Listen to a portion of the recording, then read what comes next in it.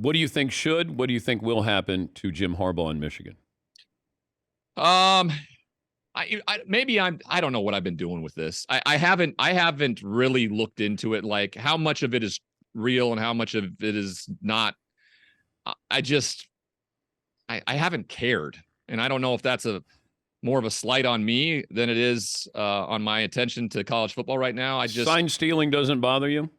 No, the way they did it. I think I've said this before. I think it's just they were clever, more clever. They worked harder. They had a plan in place. I will say this: Jim Harbaugh, of course, was my backup quarterback in San Diego my second and third year, and I've never been around a guy that's more competitive than Jim Harbaugh. More competitive. He would want to win at every single thing. So it doesn't surprise me that if this is true, that there was this elaborate sign stealing scheme that existed because that dude wants to win at everything. Give me an example of what it was. He annoying to be around?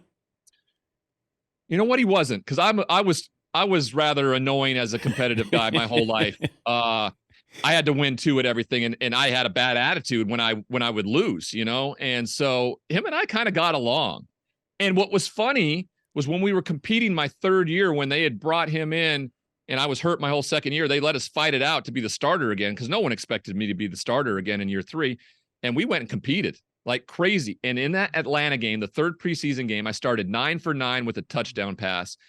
And I remember after that game, sitting in the locker next to him, he looked at me and he's like, we went to war, we competed, you won. And then he just put his hand behind my back and started coaching me up and supported me. He taught me how to be a professional. By the time I had blown it all in San Diego, when I got down to Tampa and Dallas, I was an actual teammate and a professional. I just wasn't as talented. I had hurt my wrist. I wasn't the guy to be a starter anymore, but I knew how to be a professional quarterback. And I owe that to Jim Harbaugh and the support and the competition he gave me to try to win that job in year 3.